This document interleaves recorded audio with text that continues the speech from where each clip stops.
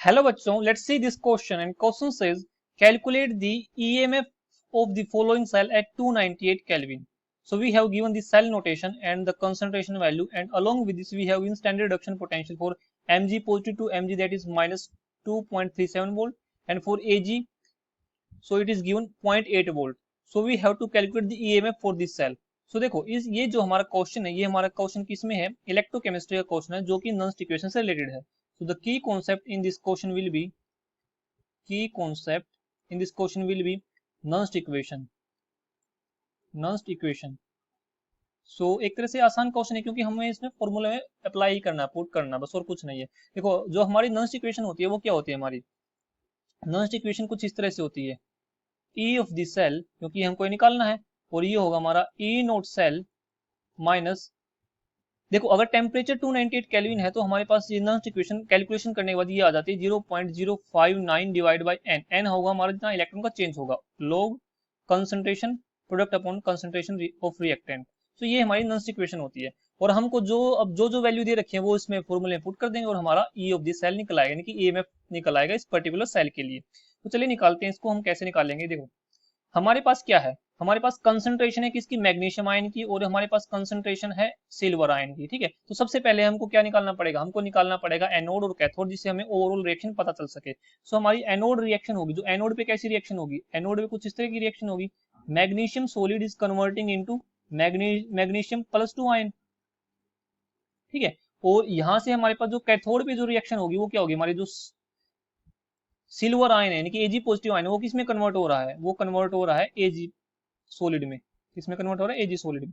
सो अगर मैं इस इक्वेशन को 2 से मल्टीप्लाई कर दूं तो हमारे देखो ये दो इलेक्ट्रॉन ऑटोमेटिकली अपने आप कैंसिल आउट हो जाएंगे जब हम रिएक्शन को रीअरेंज करेंगे. देखो अगर मैं पूरी इक्वेशन को 2 से मल्टीप्लाई कर दूं तो हमारे पास जो नेट रिएक्शन बनेगी वो क्या बनेगी, देखो नेट रिएक्शन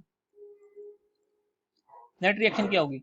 अब नेट रिएक्शन में इसमें क्या, 2 इलेक्ट्रॉन से 2 इलेक्ट्रॉन तो कैंसिल आउट हो गए, तो यहां से हमको क्या मिला, magnesium solid plus 2 Ag positive giving magnesium 2 positive plus 2 Ag.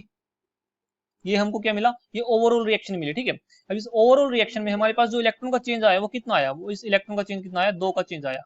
तो अब यहाँ से n की वैल्यू हमारे पास 2 आ गई है, और जो कंसंट्रेशन है तो यहाँ से हम ऑटोमेटिकली लिख सकते हैं. देखो जो सोलिड की कंसंट्रेशन है वो हम 1 लेके चलते हैं, तो हमारे पास जो ई ऑफ द सेल आएगा, यानी कि ई सेल कितनी वैल्यू आ जाएगी, ई सेल की वैल्यू आ जाएगी, ई नोट हमें निकालना, तो ई नोट कैसे निकालेंगे, E naught of cathode minus E naught of anode. तो ये हमारे पास ई नोट ऑफ सेल ऐसे निकालते हैं, और यहाँ से हमारे पास 0.059 डिवाइड बाई 2 आ जाएगा.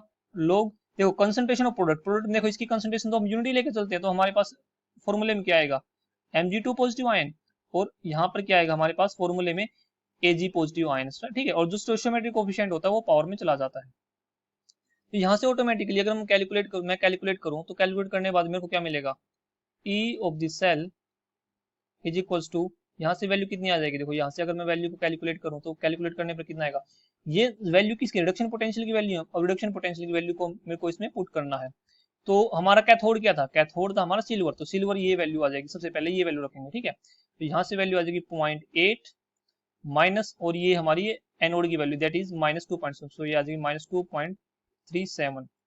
ठीक है, तो ये हमारे किसकी आ गई, ई नोट ऑफ सेल की वैल्यू होगी, और जब इसको कैलकुलेट करेंगे तो ये वैल्यू आ जाएगी 0.0295.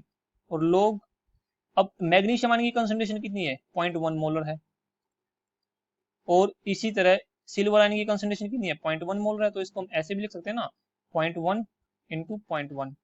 देखो लिखने में आसानी, कैंसिल करने में आसानी रहेगी इसमें. देखो इससे ही पूरा ये कैंसिल आउट हो गया ना, अब ये log 10 बन गया, तो log 10 की वैल्यू हमको पता ही है, log 10 हमारा कितना होता है, हमारा log 10 1 होता है. तो यहाँ से मैं क्या लिख सकता हूँ, देखो यहाँ से अगर मैं लिखना चाहूँ तो कुछ इस तरह से रिएक्शन हो जाएगी, E cell is equals to, ये वैल्यू आ जाएगी 3.17 वोल्ट माइनस 0.0295. ठीक है, और यहाँ से आ जाएगा हमारा, ये ऊपर चला जाएगा पॉइंट, तो यहाँ बन जाएगा log 10, और log 10 किसके इक्वल होता है, log 10 होता है 1 के इक्वल. तो यहाँ से हमारे पास ई ऑफ द सेल की वैल्यू कितनी आ जाएगी, जब हम इसको माइनस करेंगे 3.17 से, वैल्यू आएगी 3.14 volt. Right, so this is our EMF of the cell. So I hope this answered your question. Thank you.